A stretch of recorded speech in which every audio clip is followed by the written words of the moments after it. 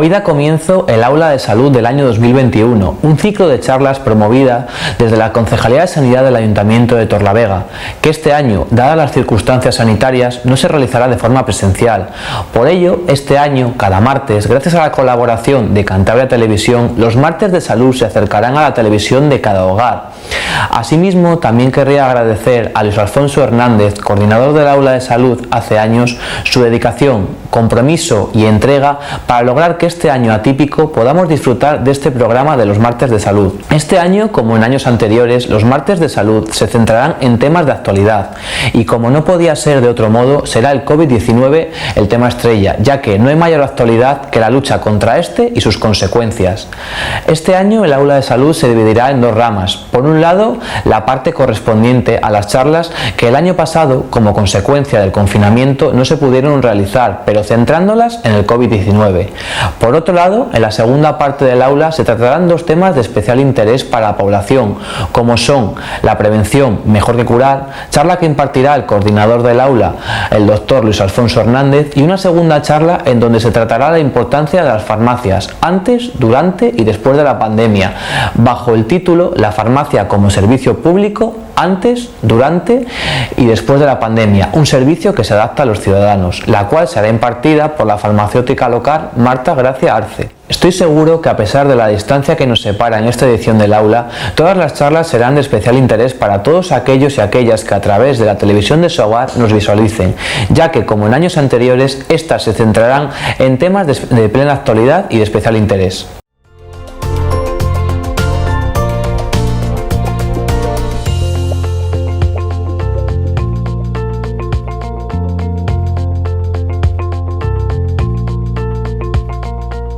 Buenas tardes a todos y todas. Es para mí un honor y un placer saludar el inicio de esta edición de los martes de salud en Torrelavega, en este caso en una nueva edición que es probable que para algunas cosas sustituya ya definitivamente a las presenciales o complemente a las que antes se tenían presenciales, y que en todo caso va a conseguir llegar seguramente a muchas más personas, a muchos más hogares, y por lo tanto con una mayor afluencia, aunque sea una afluencia virtual. Creo un acierto haberle dedicado, seguramente no había otro remedio, pero en cualquier caso, un acierto dedicarle este año la edición a elementos que tienen que ver con la pandemia, o cómo la pandemia ha influido en determinados aspectos de nuestra vida, también de nuestra salud, empezando por la prevención, pero también atendiendo a los problemas de salud mental en torno a la pandemia, en algunos casos cosas que todavía tenemos por descubrir, y cómo afecta también a la vida de las personas dependientes, o cómo algunos de nuestros servicios, como el de farmacia, se han adaptado en un momento como este. Así que, bueno, celebrarlo, esperar que la afluencia, que el visionado de estas charlas, que son de mucho interés y con magníficos ponentes, sean de vuestro agrado, ¿no? Y que ayudemos entre todos a tener un mayor conocimiento, a compartir ese conocimiento de cómo está yendo la pandemia, cómo está influyendo en el día a día, en nuestras vidas, en nuestra salud, ahora en un momento de más ilusión como es el que estamos viviendo con la vacunación, que poco a poco va progresando y seguirá progresando, y seguro que de aquí al verano ya vamos a tener una situación y una normalidad diferente que nos permitirá poder ensayar de nuevo con la presencialidad en charlas como esta, aunque, como digo, creo que este formato también ayuda a poder llegar a muchas personas que si no, no podrían acudir. Así que, bueno, celebro nuevamente el desarrollo de este aula de salud que hace el Ayuntamiento, que creo que es un gran servicio a la ciudadanía el hacerlo, y espero que sean de gran provecho para todos y para todas.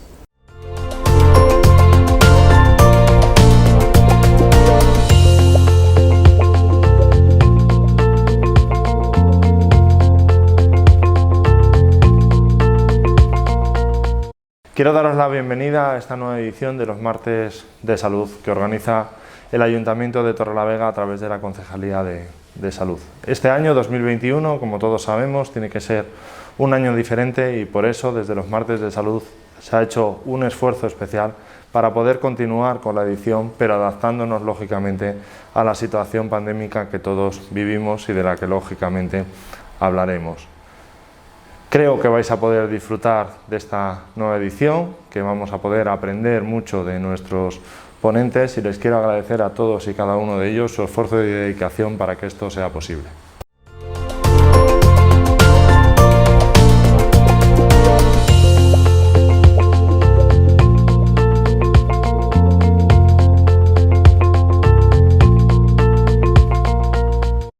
Buenas tardes amigos y bienvenidos al Aula de Salud de Torrelavega 2021. Esta edición es un poco diferente, como han visto en la cabecera, en la presentación. Lamentablemente no pueden ser presenciales por el famoso COVID, el COVID-19 que nos está llevando a todos por la calle de la amargura. Lamentablemente es así y no podemos hacer otra cosa. Sin embargo,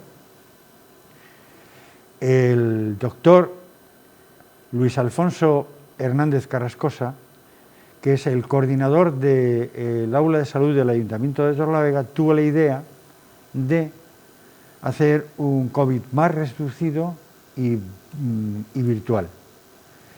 Y en el que en pocas sesiones íbamos a tratar asuntos relacionados con el COVID.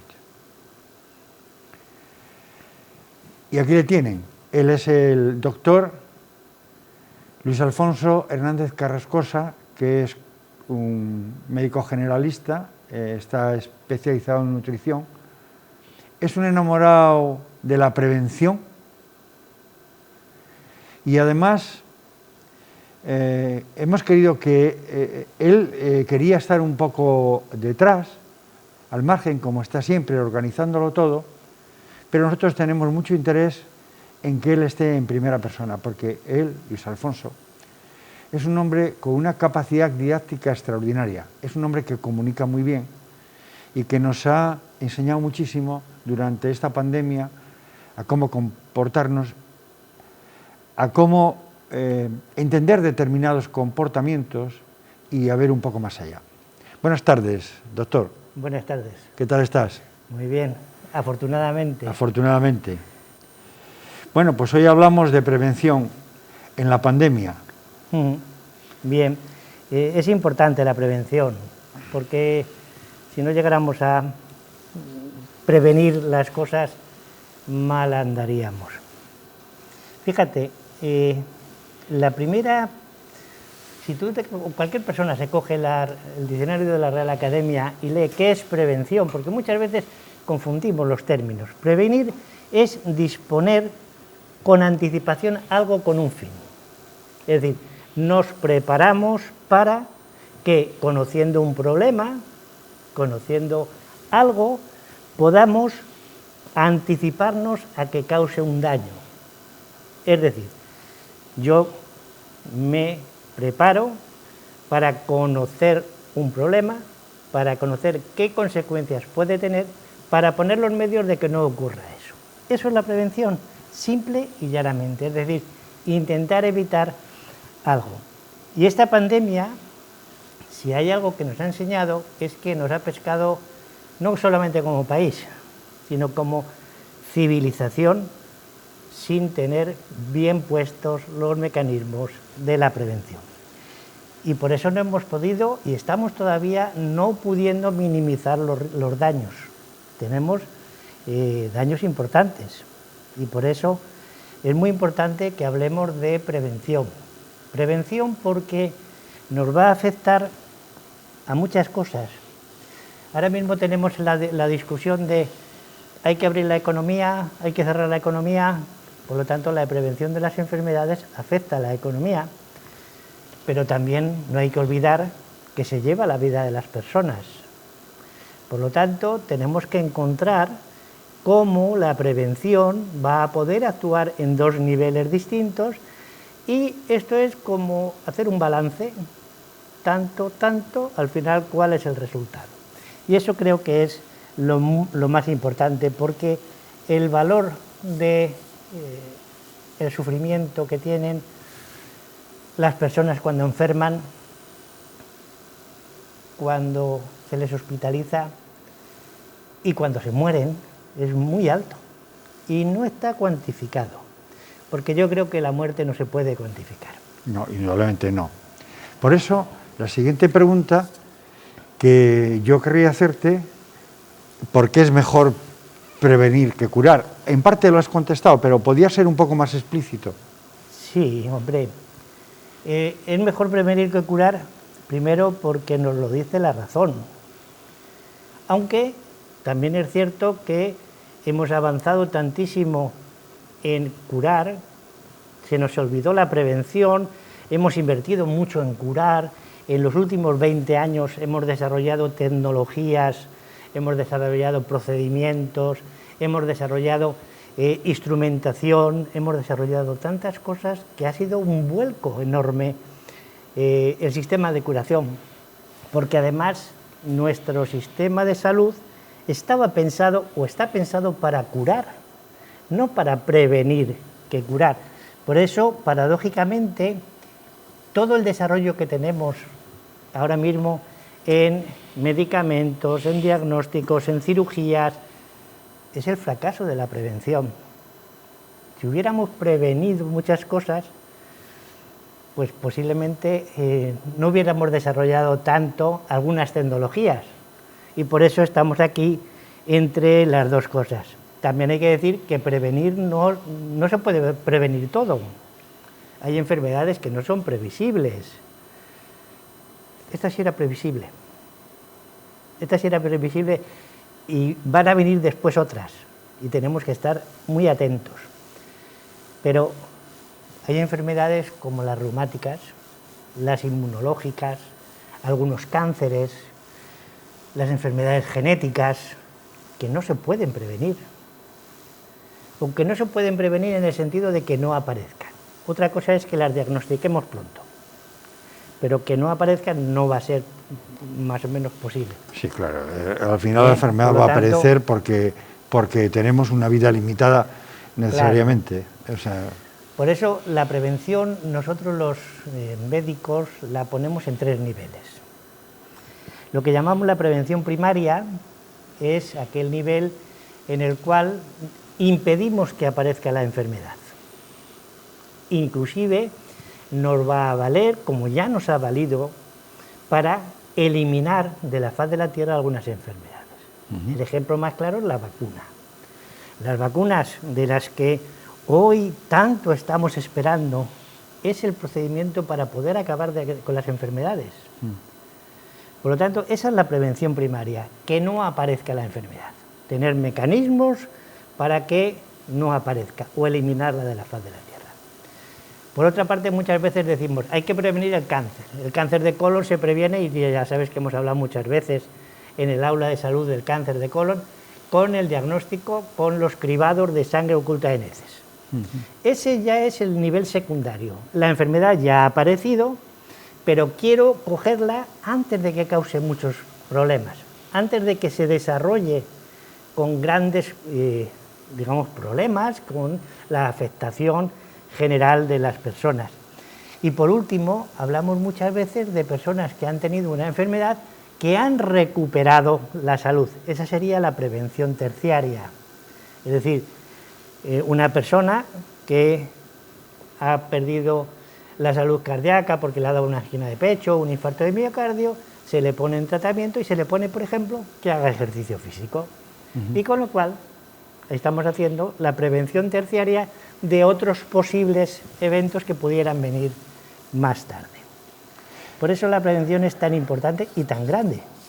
Sin embargo, fíjate, yo te he oído hablar de prevención antes que apareciese el COVID.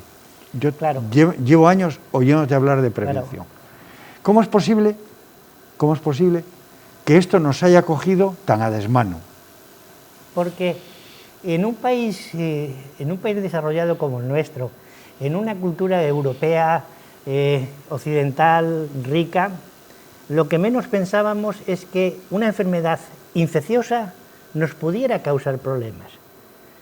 Sí, ¿Tantos problemas? Claro, estábamos batallando para prevenir, y seguimos batallando, para prevenir la obesidad, para prevenir la malnutrición, para prevenir las enfermedades cardiovasculares, pero teníamos controladas, entre comillas, las enfermedades infecciosas. Eso pasaba en África, en China, pasaba muy lejos.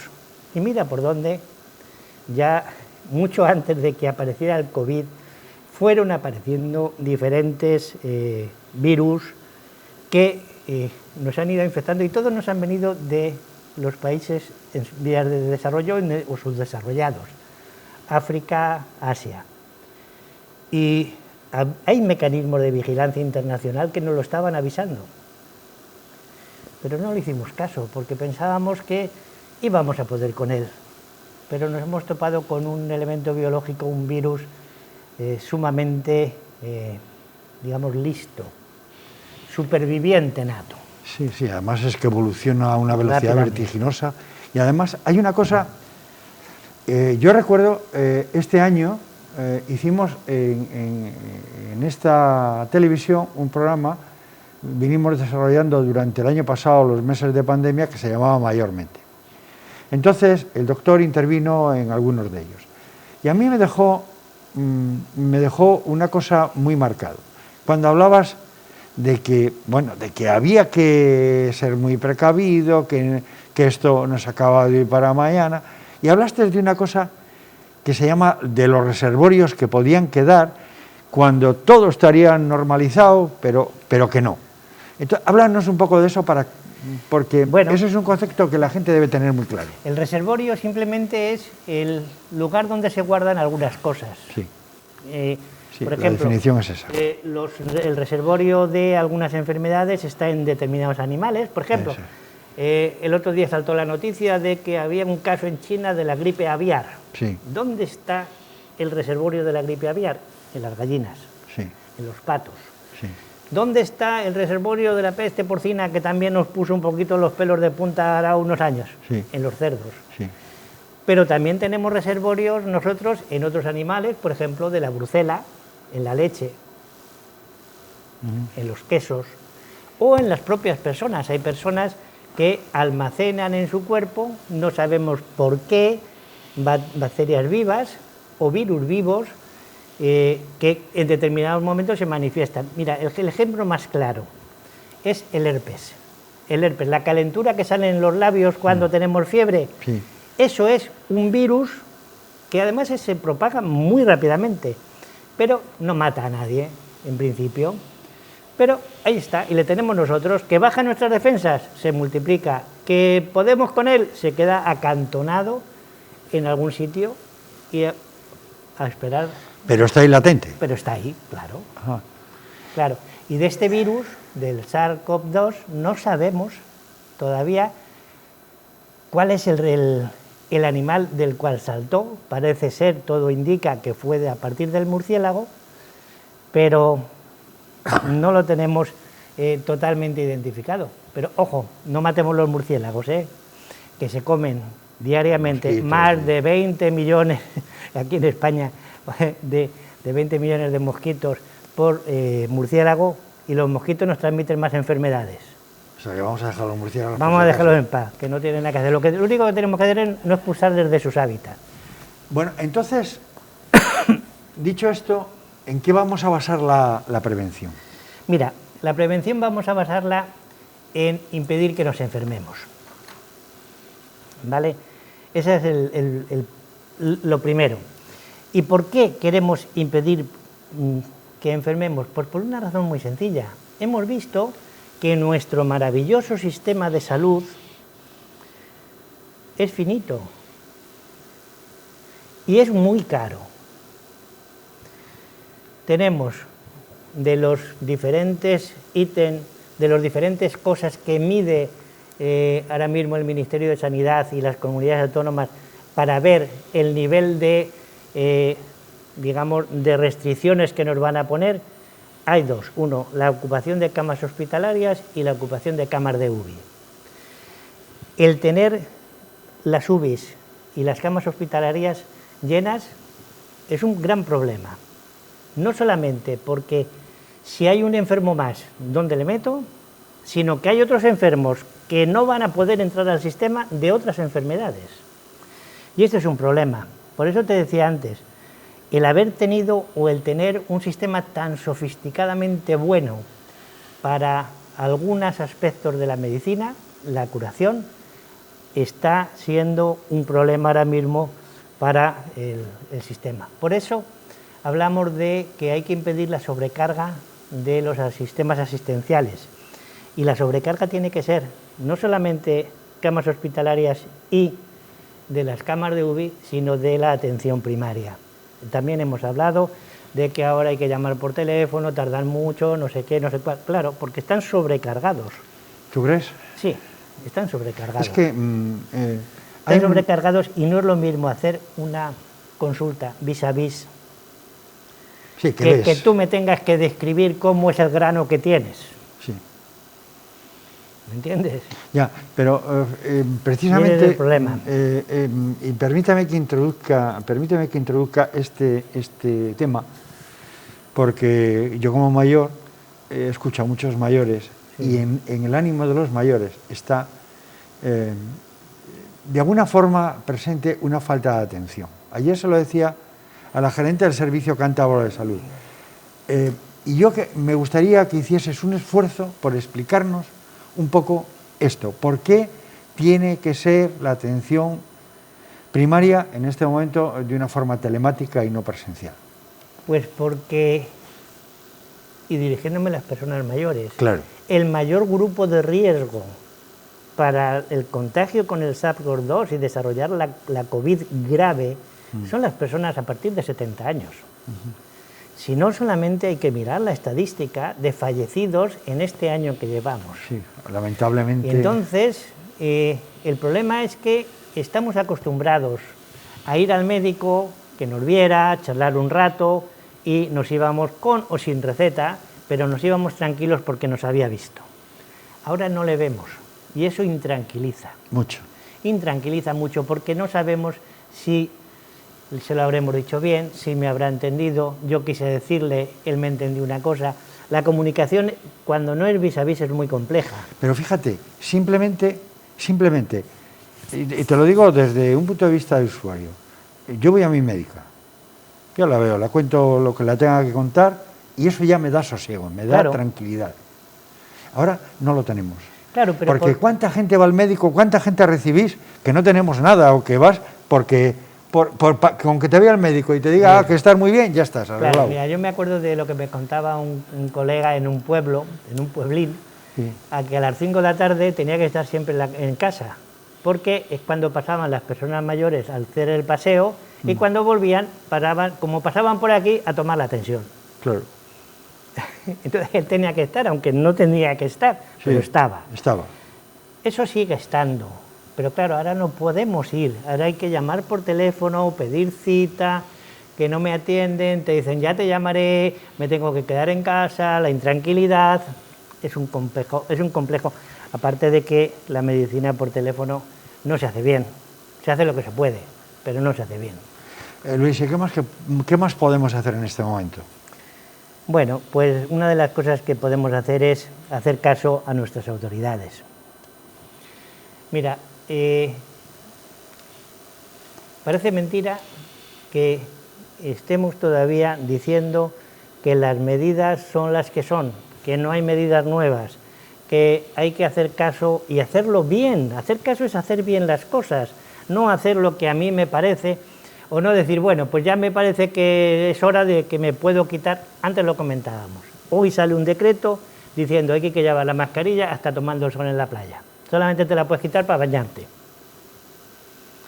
Pues se llega a esos extremos porque es necesario, porque estamos entrando ya en la cuarta ola, no hemos salido de la tercera, estamos entrando en la cuarta ola.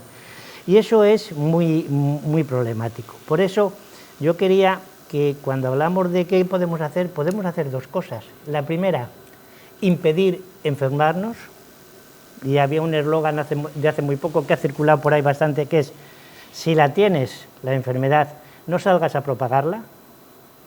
y si no la tienes, no salgas a buscarla. Cierto, es un muy buen eslogan. Es un eslogan fabuloso, pero ha corrido poco. Y eso es lo primero.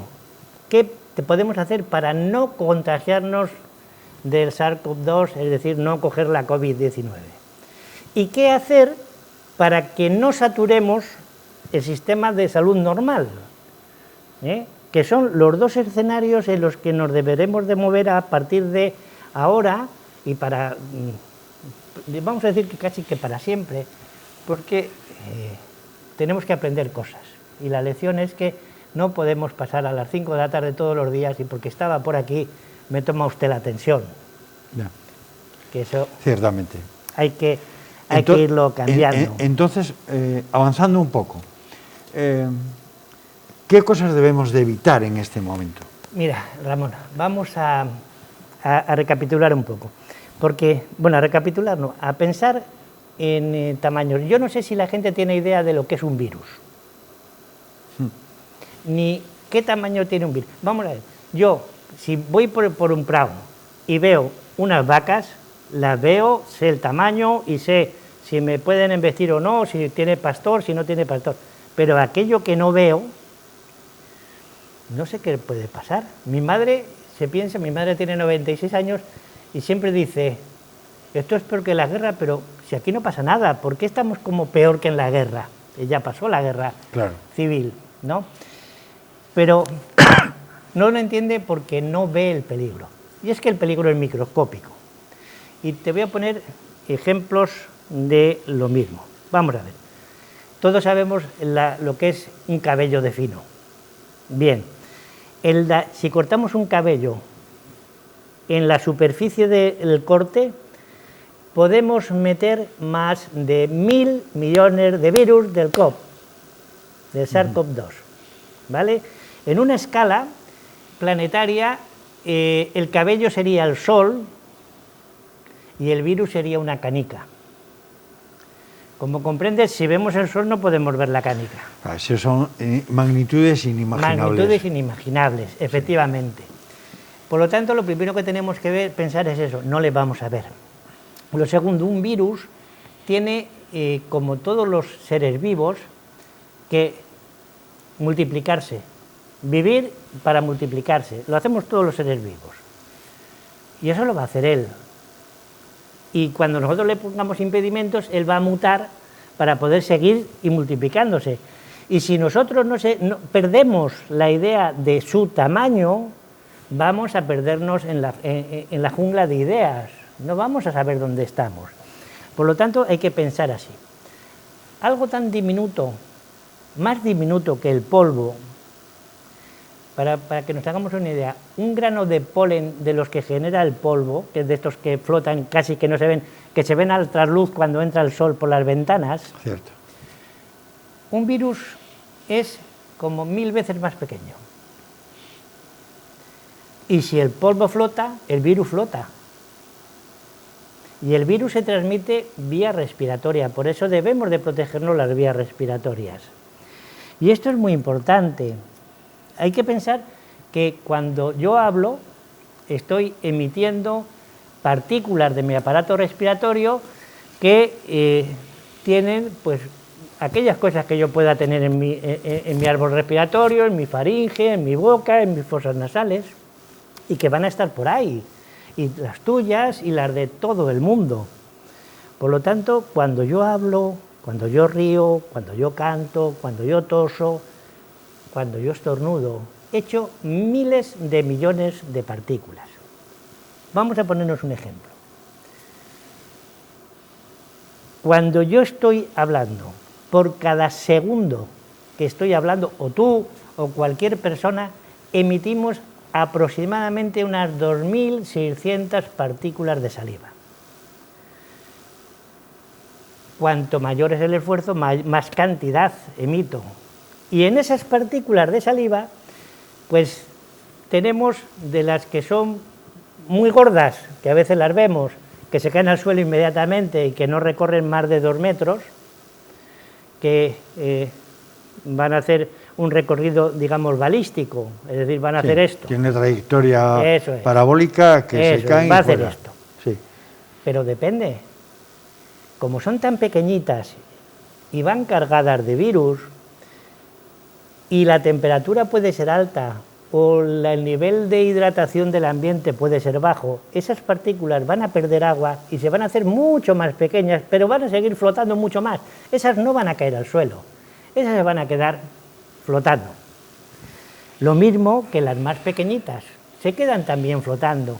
Y una partícula de las más pequeñitas de las que nosotros podemos emitir, pues puede llevar unos entre 100 y 200, 300 virus. Cada minuto yo he hecho 2.600, multipliquemos solamente por 100 para que nos salgan bien las cuentas, estamos emitiendo por cada segundo un montón de virus. Sí, 26.000. Un montón de virus, Ciertamente. suficientes como para infectarnos. Y por eso me decías, ¿qué podemos hacer? Pues tener en cuenta esto, que el tamaño sí importa. Aquí sí. Siempre se ha dicho, el tamaño importa, no importa, aquí importa mucho.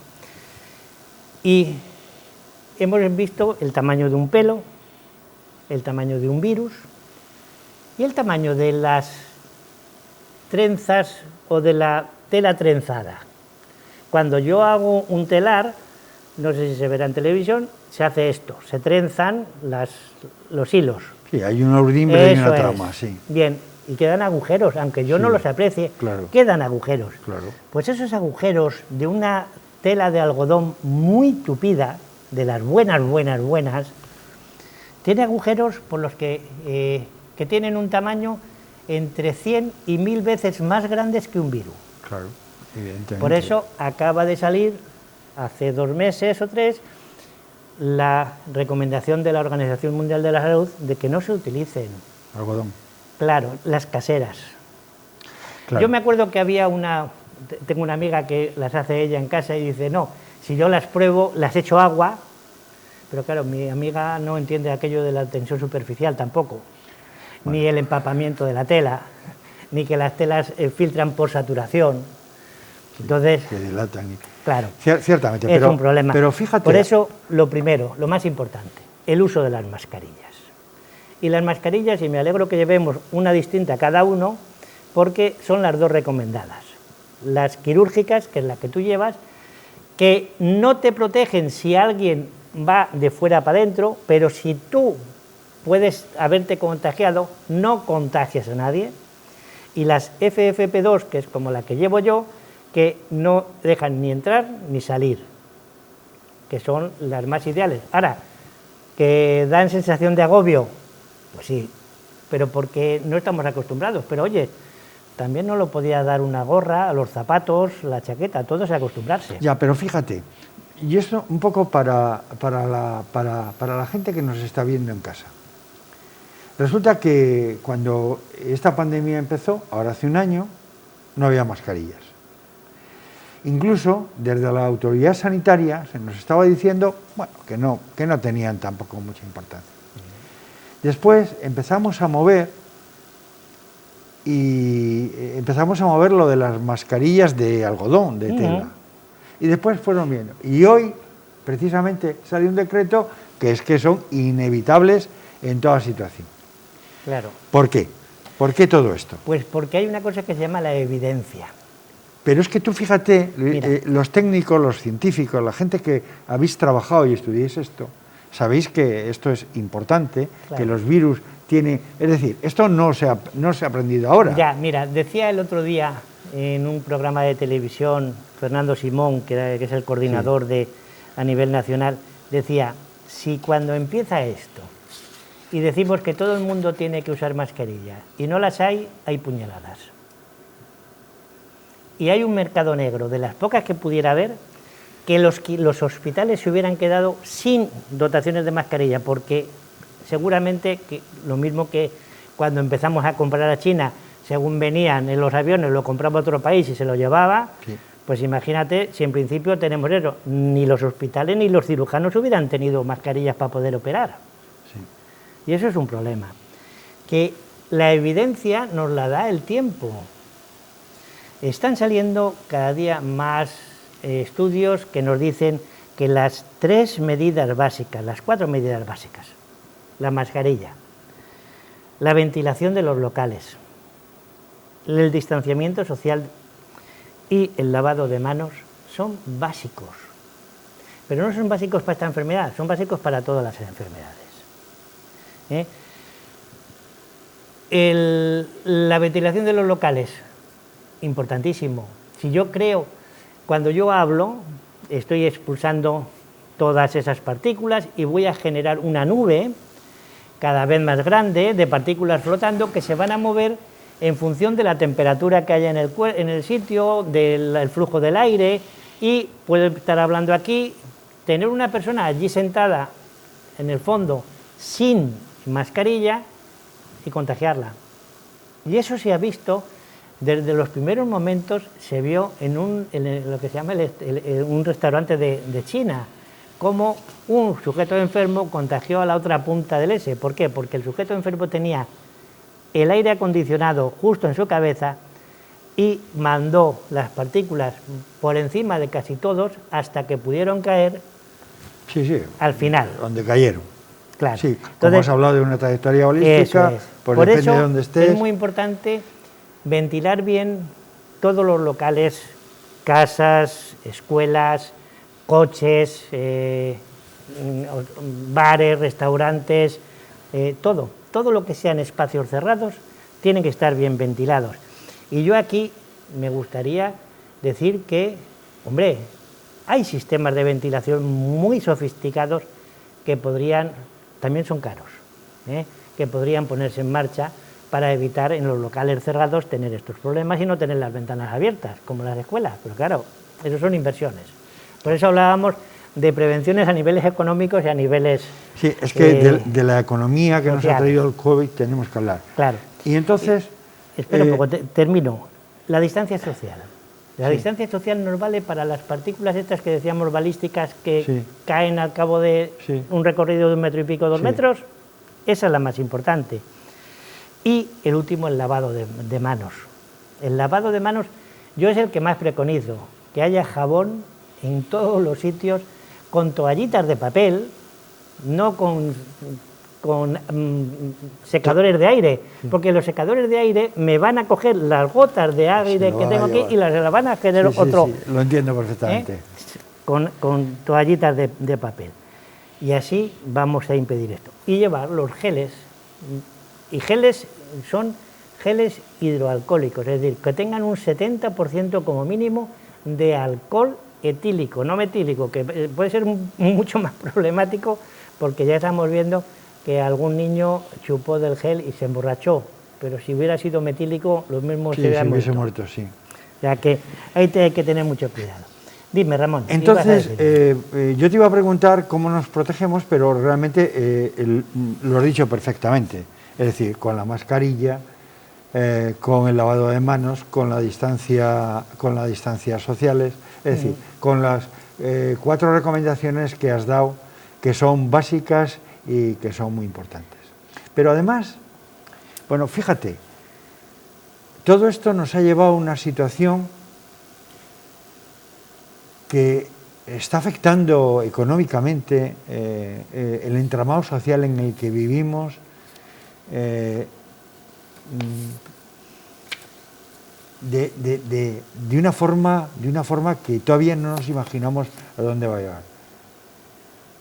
Mira, la afectación dices, el sistema nos está trastocando tanto. Sí, es cierto, está trastocando no solamente el sistema social a nivel social general, sino a nivel íntimo familiar. Se nos está recomendando no os juntéis más de 6 personas. Sí. Bien, está valorado ya que si 6 personas se reúnen en un salón de la casa y hay un enfermo de COVID y se está hablando normalmente, al cabo de 1 hora, ese enfermo ha podido transmitir el virus a 1/3 de los que estaban allí. Al cabo de 2 horas, ha infectado a todos. Si tuvieran mascarilla, en el primer momento hubiera infectado a todos menos 1. Y si todos llevaran mascarilla y el que lo tiene también, hubiera infectado solamente a 1 en vez de a los 6. Ya, pero ¿esto está científicamente probado o es un algoritmo? No, está científicamente probado. Esto es lo habitual. ¿Y por qué está científicamente probado? Porque la tercera ola viene de la Navidad. Y en la Navidad nos reunimos con nuestra familia. Y yo tengo 2 casos, porque son familia de un pueblo en el que todos los miembros de las 2 familias estaban enfermos. A partir de uno. La liaron. La liaron. Claro. Bueno. Es decir, que ese es el problema, que llegamos, como tenemos familiaridad, como nos queremos tanto, no ponemos mascarilla, no mantenemos distancias de seguridad. Y luego otra cosa que, ¿te acuerdas? Yo comentaba, el alcohol. El alcohol desinhibe, el alcohol nos pone contentos, el alcohol nos pone eufóricos, cantamos, nos besamos, no mantenemos ya ni distancias de seguridad ni nada de nada. Y ese es otro desastre. Bueno, eso ya lo decías hace un año. Justamente yo recuerdo esa frase que la dijiste hace un año. Claro. Y sí, realmente es verdad. Entonces, ¿qué podemos hacer? ¿Cómo podemos ayudar de una forma efectiva? Yo creo que esto es una ola de salud y lo que estamos dando son consejos de salud, principalmente. Por favor, dinos qué podemos hacer cada uno de nosotros. Mira, cada uno de nosotros tenemos que ser responsables de nosotros mismos. Lo que te decía antes, si yo no la tengo, no salgo a buscar la enfermedad. Y si la tuviera, no saldría a propagarla. ¿Vale? ¿Qué hago? Llevo mascarilla siempre. Sí. Cuando pudieron venir mis hijos a verme a casa, que vino uno, nunca estuvimos a menos de 2 metros, nunca nos quitamos la mascarilla y no pasó absolutamente nada. Disfrutamos de su presencia. No es lo mismo, pero bueno. No es lo mismo, pero eso. Por lo tanto, lo primero, mascarilla. Siempre. Además, ahora el Real Decreto dice que hay que llevarla siempre, en todos los lugares. Segundo, distancia de seguridad. Vamos a mantener esa distancia de seguridad, aún con mascarilla. Y aquí quiero recordar que hay una cosa que se llama sistema métrico decimal. Y que cuando hablamos de distancia de seguridad, por ejemplo en las terrazas, no es entre el centro de la mesa y el centro de otra mesa contigua, sino entre 2 sillas contiguas de 2 mesas distintas. Entiendo perfectamente lo que dices. Hay veces que vamos por la calle y lo estamos viendo, las mesas están a 2 metros, pero los paisanos están juntos. Ya. Fíjense, es muy importante lo que está diciendo el doctor. En las terrazas, lamentablemente, hay amontonamientos. Claro. Y debemos evitarles. Él ha dicho muy bien que el sistema métrico decimal es igual para todos. Interpretémoslo de la misma manera. Hagamos un esfuerzo. Claro. Porque yo, que soy mayor, para mí es un sufrimiento ver llegar a mis nietos pequeños de 10 años a la puerta de a la portilla. Claro. Y no ir a darles un achuchón. Sí. Pero me fastidio y lo aguanto, porque creo que es lo que hay que hacer. Claro, ¿Vamos a aguantar un poco más? Por eso hay que mascarilla, distancia, ventilación. En las terrazas no hay problema de ventilación, siempre y cuando las terrazas estén bien hechas, porque las terrazas se están cerrando. Sí, ahora bueno, y ya no son terrazas, son semilocales cerrados. Por lo tanto, ventilación, distancia de seguridad, mascarilla y lavado de manos. Y es que eso funciona, Y funciona, alguno dijo, es que estamos poniendo en el siglo XXI medidas del siglo XVI, efectivamente. Es que funcionaba, claro, la rueda es mucho más antigua y siguen siendo las ruedas iguales. Igual, han cambiado los materiales, pero las ruedas siguen siendo iguales. Sí, la filosofía es la misma. Es la misma. Es decir, lo que protege, protege, y lo que no protege, no protege. Llegados aquí, si quieres hacemos cuentas, Ramón, para terminar el tema del COVID. Hagámoslas. Vamos a ver, ¿cuánto cuesta una mascarilla? No sé. ¿6 céntimos? No, más, pero bueno. ¿60 céntimos? Sí. Puede 60 céntimos. ¿Cuánto cuesta la distancia de seguridad? Nada. Nada. ¿Cuánto cuesta Bueno, la nada. ventilación? Depende. Pues la distancia de seguridad, si se lo No, preguntas... desde el punto de vista económico, Claro, no afectivo. Decíamos que hay que valorar las dos cosas. No, incluso desde el económico, porque Sí. fíjate, un local, es que hay un problema aquí muy importante y vamos a romper una lanza también por esta gente Sí. de la hostelería que lo está pasando No. muy mal porque no puede llenar espacio. Estoy hablando a nivel general, Ramón, a nivel general. La distancia de seguridad no vale nada. Sí, hombre, en un local vale, Sí, porque el espacio sí, vale. pero ahí tenemos que echar otras cuentas. Ya, sí, no vale esa cuenta, Claro. vale.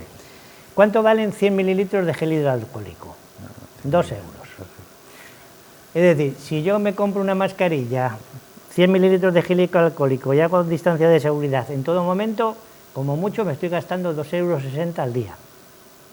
Bien, una cama de hospitalización general viene costando aproximadamente 150 euros al día. Es decir, aproximadamente como si nos fuéramos a un hotel de 4 estrellas, 5 estrellas, casi, dependiendo de... Sí, claro, vale.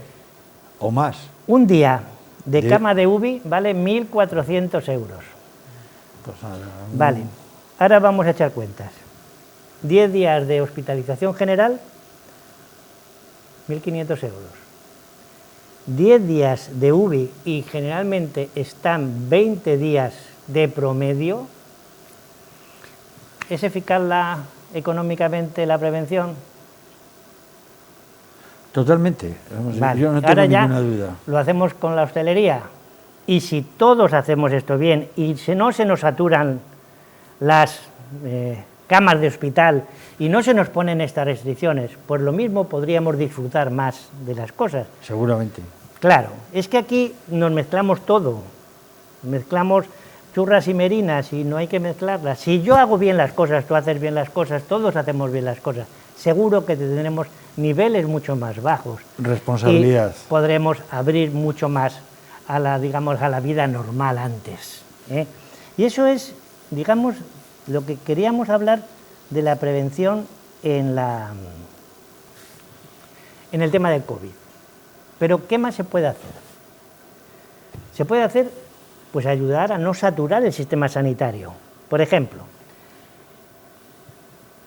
todos hemos leído este verano que la gente se ha echado al monte y que el helicóptero y los servicios de socorro han trabajado como 20 veces más. Es más, la Federación de Montaña dice que ha habido un incremento de un 31% de accidentes. De licencias, para empezar, de licencias. Bueno, sí, pero... Es que como te daba eso una disculpa para salir, la gente se ha federado y se ha ido al monte. No solamente eso, porque yo soy licenciado, yo soy montañero, y no Pero salía... tú eres montañero no de ahora, es de siempre. Y no salía. Los que salían incrementaron la presión sanitaria en un 31%. Los que salían. Claro, los que salieran y se accidentaron. Nuevos, claro. Porque no eran montañeros. Los que no sabían. Claro. Por lo tanto, si haces deporte, que hay que hacer deporte, hazlo a tu medida, con tus capacidades, con tu formación, bien equipado, porque estamos hablando, yo veo lo de la Federación de Montaña porque hago montaña, pero gente que se ha puesto a correr y ha pasado casi con tendinitis, lesiones, fracturas, anginas de pecho. Es decir, por lo tanto, no nos sometamos a riesgos innecesarios. ¿De acuerdo? Esa sería la primera. La segunda, realicemos ejercicio físico siempre, todos los días. Se puede salir a caminar, se puede salir a correr el que ha corrido siempre, se pueden hacer 1000 cosas, pero siempre bien preparados. Vamos a tener la mente activa. Una de las cosas que recomiendan, y cuando venga María Antonia, cuando nos hable del envejecimiento activo, te lo dirá, hay que leer la prensa del día, o ver las noticias, o oír las noticias. Cuando digo leer es el periódico, ver es la televisión, oír la radio. Tener la cabeza ocupada, sí. Y comentarlas. Sí. Y contrastarlas unas con otras. Sí. Leer libros, hacer crucigramas, hacer sopas de letras, sudokus. Hay 1000 actividades mentales que se pueden hacer. Hablar con familia, hablar con amigos, hablar con vecinos, porque eso te va a evitar el aislamiento social. Tú decías, yo no puedo abrazar a mis hijos, a mis nietos, pero sí podrás hablar. Tenemos tecnología, Sí, claro, y eso es bueno. Vamos a aprovechar la tecnología. Una de las cosas que más juego le ha dado a los enfermos hospitalizados ha sido las videoconferencias, porque podían ver a su familia, y eso tranquiliza mucho. Sí. Mi madre, ya te digo, con 96 años, hacíamos videoconferencias con mis hermanos, que somos un montón, y eso pues la relajaba, porque no perdió el contacto visual con mis hermanos. Alimentarse correctamente.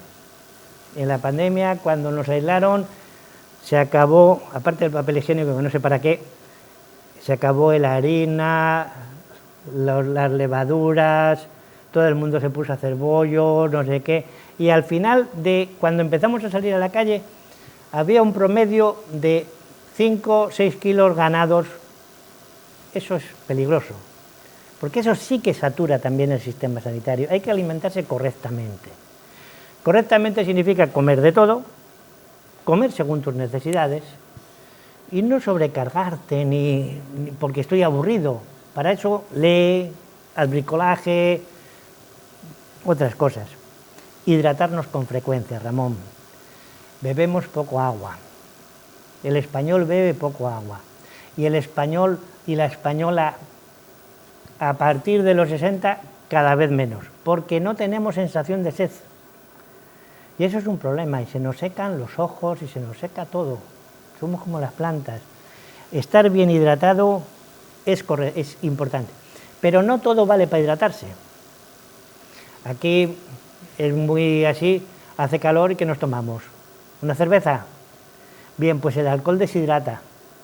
Por eso también decimos, para saber beber hay que saber mear. ¿Por qué? Porque el alcohol es un conservante que utilizan los patólogos para conservar células, para deshidratarlas. Por lo tanto, el alcohol deshidrata. Se tome en la medida que se tome y en la cuantía que se tome. Por eso, al final da sed. Y los refrescos no refrescan, dan sed, porque tienen mucho azúcar. Y ese azúcar, para que en la sangre se mantenga en niveles normales, va a chupar agua del resto de las células para que en la sangre mantenga esa cantidad. Y por lo tanto vamos a tener sed. Agua y agua y agua. Y agua. Lo único que realmente nos quita la sed es el agua. Y luego vamos a evitar en todo lo posible los hábitos de riesgo. Hábitos de riesgo me refiero al fumar. Y me refiero a fumar cualquier sustancia, no solamente hachís, sino tabaco también. El tabaco es el primer causante del cáncer de pulmón. Procuremos no tomar sustancias que afecten al cerebro. Y otra de las cosas que nos pueden decir en la siguiente conferencia que vendrán los de Ascasan es que el consumo de ansiolíticos se ha elevado con la pandemia, y lo decía un diputado no hace mucho en las Cortes, preguntándole al ministro, oiga usted, ¿qué estamos haciendo con este consumo exagerado de ansiolíticos que está pasando? Y lo tercero, no consumir alcohol ni sustancias que afecten a la conducción de maquinarias, ni al coche, ni a la moto, ni a la bicicleta. Vamos a llevar una vida un poquito más sosegada, más tranquila, que eso nos va a ayudar a salir mejor de esta pandemia.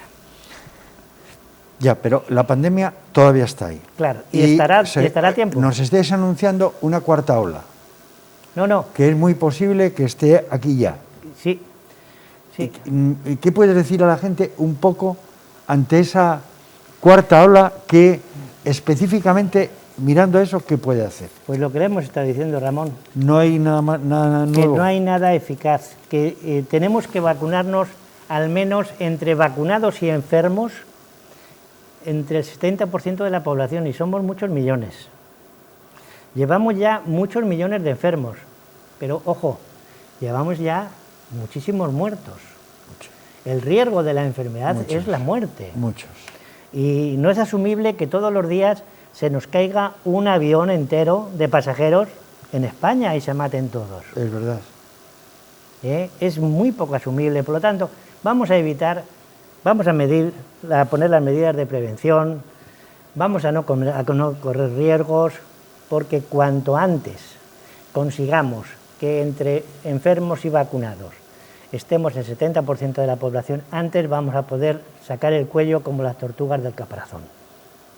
Pero ojo, quiero también decir aquí ahora, nos vacunan, pero eso no quiere decir que nos quitemos la mascarilla y que empecemos a abrazar a todo el mundo, porque una persona vacunada puede seguir transmitiendo el virus. No va a pasar la enfermedad, pero sí puede transmitir el virus. Y eso es muy importante. Perdóname, yo quiero remarcar esto porque es muy importante lo que acaba de decir el doctor. Miren, esto va avanzando. Hay mucha gente mayor vacunada, pero aun estando vacunados existe riesgo de transmisión. Por favor, sean prudentes, hagan lo que él les está diciendo. Sigan con todas las medidas como si no estuviesen vacunados hasta que haya el suficiente número de personas vacunadas como para poder dar un empujón a esta coño enfermedad. Ya nos lo dirán. Y decías, ¿qué podemos hacer para minimizar la cuarta ola? Pues ahora lo que tenemos que hacer es quedarnos en casita en Semana Santa. Para empezar. Para empezar. Porque de aquí a 20 días vamos a ver la cuarta ola florida, como la vimos en febrero, después de Navidades. Sí. Pero es que ese es el problema, es que como en este país tenemos vacaciones y fiestas cada 3 meses, va a llegar la quinta ola para el verano. Dios quiera que no. Es que va para allá, es que lo estamos haciendo tan mal desde el punto de vista social a nivel general. Yo esta mañana veía unas imágenes en televisión de gente esperando a entrar en un parque temático y allí ni medidas de seguridad, ni nada de nada. Es que vayas por donde vayas, eso está ocurriendo. Bueno, esto,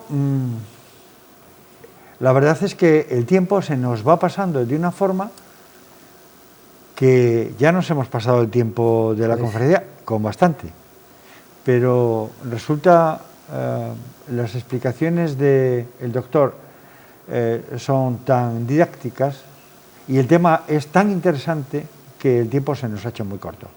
Decirles que la última conferencia del ciclo le volveremos a tener aquí y seguramente con más gente para hacer un resumen general de todo lo que ha ocurrido en el aula de salud de este año 21, y sobre todo para seguir hablando de estos temas que tanto interesan del COVID. El COVID es algo que tenemos ahí y él ha insistido mucho en prevenir, en cuidarse, en las 4 medidas. Por favor, sean prudentes y ayúdennos. Y como no podía ser de otra manera, la última palabra del programa de hoy la tiene el doctor Luis Alfonso Hernández. Pues nada, daros las gracias por contar conmigo para dar mensajes de prevención que no son pesimistas, aunque haya casi que anunciado la quinta ola, pero es que la realidad es tozuda, y dar las gracias a la televisión por este soporte tan importante que nos está dando en este complicado año para las relaciones, para poder transmitir mensajes de salud como se viene haciendo en Torrelavega durante muchos años, y que no podía ni siquiera esto parar el aula de salud. Por eso, muchas gracias, Ramón, por permitirnos montar todo esto aquí. Y al regidor, decirle que el próximo día me haga a mí la señal de que me calle para que no nos pasemos de tiempo. No hay ningún problema, ha sido un placer contar contigo. Muchas gracias, Luis Alfonso. A vosotros.